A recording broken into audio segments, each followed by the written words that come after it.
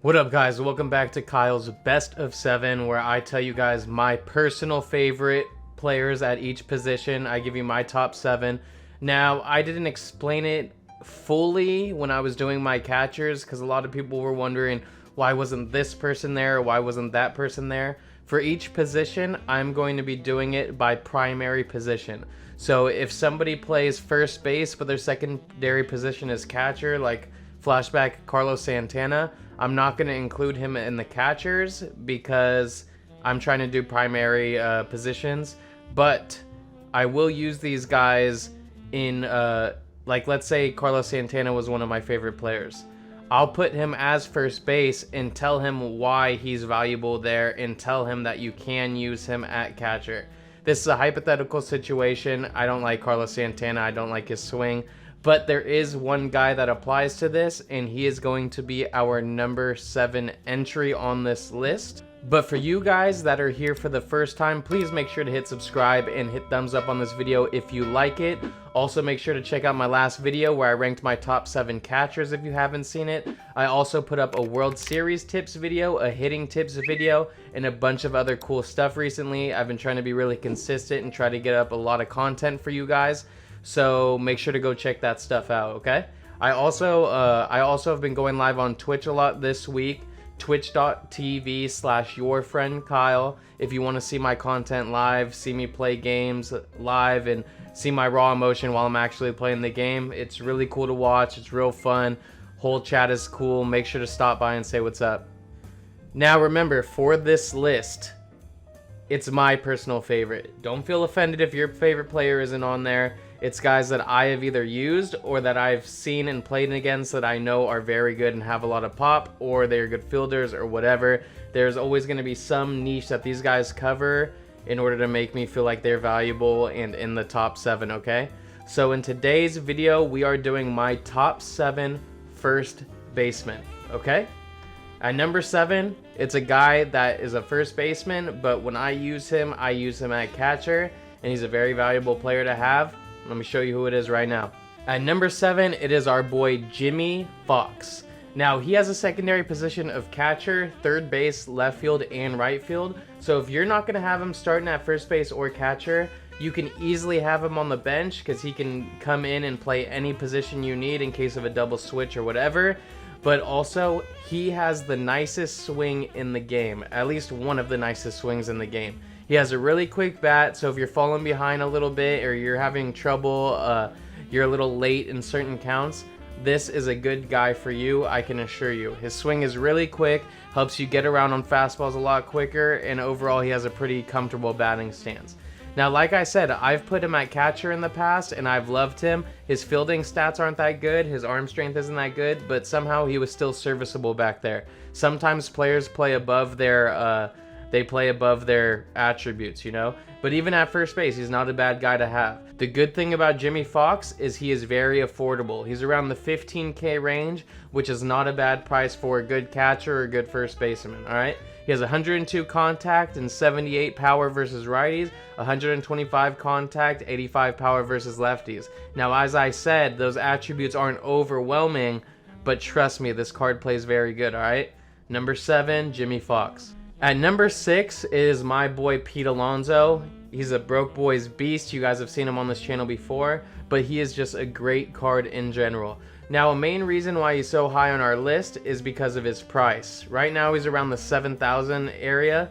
So for a card that has 125 power at first base, I mean, you can't beat it. For 7K, this is a guy that can be on your team easily. He can keep up with all of these other studs, and I mean, it's just affordable, especially off the bench. If you have a problem with his common defense, which really isn't that big of a deal because some of you know at first base, there's one guy who has common defense. You'll see him later on this list that makes great fielding plays for some reason. It just seems like that common fielding just doesn't really affect you too much as other positions. But he has a 74 contact and 87 contact versus both hands and 125 power against both. His vision's a little low, so it may be a little harder on Legend, but besides that, this card is an amazing card for his price, and he hits absolute tanks. I can assure you he's a good card. If you haven't used him, or if you need to try a different first baseman, try out my boy Pete Alonso. Even his live series card is good. That's only around 1,000, but this card right here, he's the one. At number 5, we have our boy Finest Josh Bell. Now, you guys know how I feel about switch hitters. This one applies perfectly to my liking because he is a switch hitting beast, plays first base, and he rakes against both hands. Against righty, he has 108 contact, 111 power.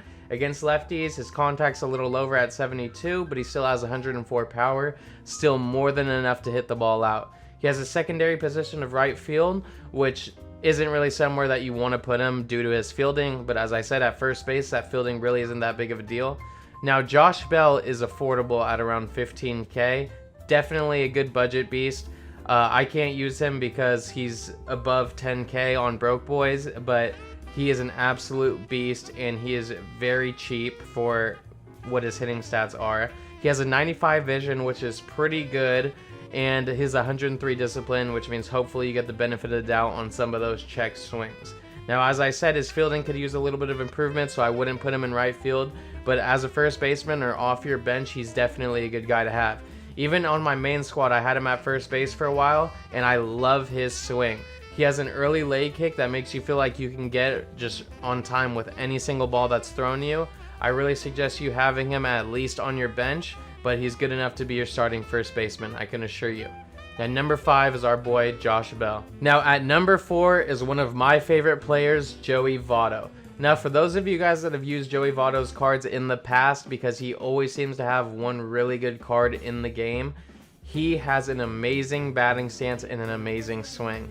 I've used him on my created player a countless amount of times because his swing is so compact and it's so fluent that I feel so comfortable with him, even on a switch hitter created player. Trust me, he's good. One thing that helps him is his fielding. His fielding is an 81, which gives him a gold shield at first base. His arm strength is low, but you really don't need that at first, obviously. But him having that solid defense at first puts him above Josh Bell in my eyes, or else I would probably have Josh Bell in the 4th spot. But his contact versus righties is 117, almost maxed out with 100 power versus righties, and he's no slouch against lefties either with 107 contact and a 92 power. But his batting stance alone makes him one of the greatest cards because you guys will have to see for yourself and you'll know what I'm talking about. He just has such a nice swing and such a comfortable batting stance. He has a 92 vision and 125 discipline. For those that know Joey Votto knows that throughout his career, he's always had a high on-base percentage. He's always walked a ton, so that's what results in that.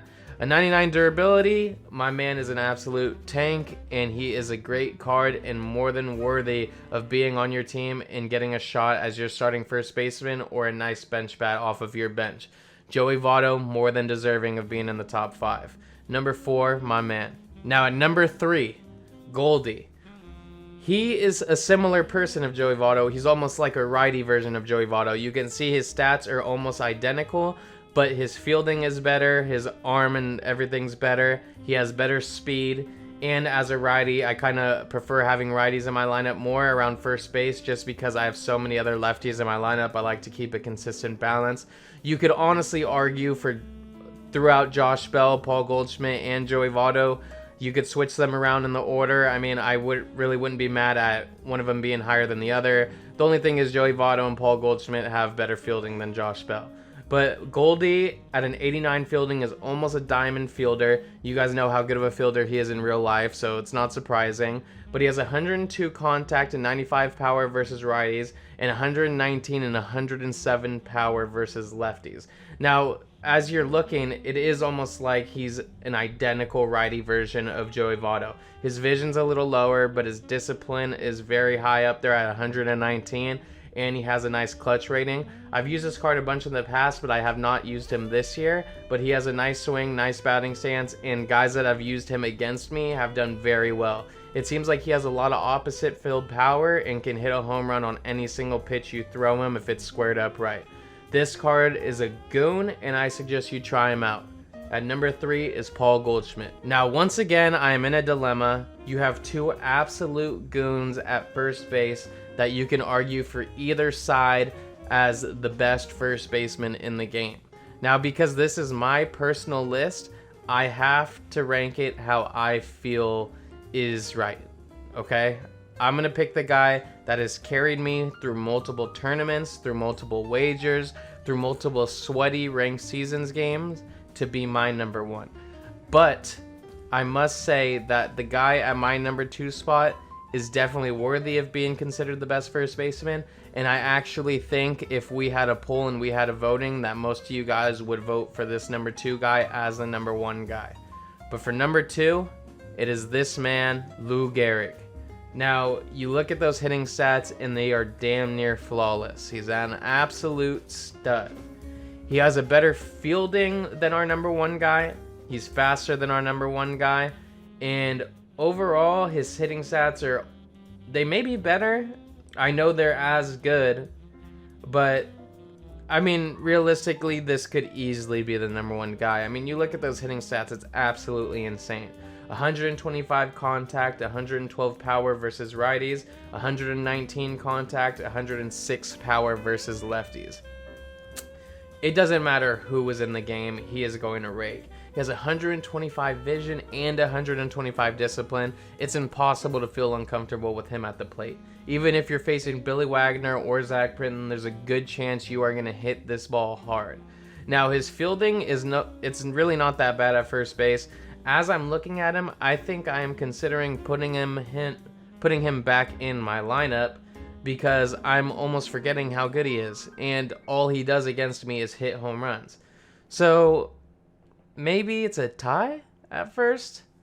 No, I'm gonna stick with my guns. I'm gonna stick with my guy. I'm gonna represent him, and I'm going to make sure that I stick with what I initially said. So Lou Gehrig is our number 2, probably your guys' number 1. I wouldn't blame him. No matter what, you need to try him. He's around 74K, so he's a little up there in price. One reason why he is not my number 1 is because the other guy that I'm going to talk to you about is somebody you can earn for free. I'm sure by now you guys already know who it is, but Lou Gehrig, number 2, absolute goon. Buy him, try him out. Have him at least on your bench, if not starting at first baseman. This is one of the guys that you need to try. All right. Now, number 1, I'm sure you guys knew by me dropping all these subtle hints. I mean, I pretty much gave it away multiple times throughout this video when talking about different guys. But Frank Thomas is an absolute menace. He's maxed out on power versus lefties, and he has 111 contact and 107 power versus righties. He has 108 discipline and 108 vision, 125 discipline, and he is just an absolute goon. I mean, I think the only player statistically that has a little better hitting stats than Frank Thomas against lefties is Alex Bregman, due to his vision being a little bit higher, but in reality, I mean, Frank against lefties, they're either going to walk you or they're going to serve you up a ball to hit a home run. He is just an absolute goon. Now, as I said before, he has a common shield for defense. He has a 57 rating at fielding, but it is so misleading because he makes double plays for me. He turns double plays for me. He makes diving plays. He makes leaping plays. He does everything. He digs underground, builds underground tunnels to make plays. He doesn't actually do that, but he tried once. But overall, this card is absolutely amazing. You could see throughout my lifetime with him, I'm batting 350 with him, 156 home runs. He still has over a 1.1 OPS, slugging over 700. This man is an absolute menace to society. He's a goon. A lot of you guys should have him already because it's towards the end of the game. So a lot of you guys are already going to know how good this guy is. But he needs to be on your bench. If he's not on your bench or starting first base for you, he starts first base for me. But if he is not on your team, you're probably going to get arrested for treason at some point. There's going to be a lawsuit. Somebody's going to sue you. It's probably going to be me. It's fraud. It's just absolute nonsense. It's illegal to not have him on your team. You're probably going to get IP banned. I'll figure something out. I'll figure out the proper consequence. Just get him in there so you don't have to worry about it, all right? This is my number 1 first baseman. This should be your number 1 first baseman. Have him and Lou Gehrig on your team. Make it where there's no debate. Have them both on your team. 1 starts, 1 on your bench. Put it Frank at catcher. F it. Put him at catcher. Put him at third base. Get him in your lineups, alright? I appreciate you guys for watching. Next episode, second base. We're going around the diamond, alright? Let me know in the comments who your favorite first baseman is. Alright? Let me know. Leave a thumbs up on this video if you liked it. Make sure to hit subscribe. I'll see you guys soon, alright? Peace.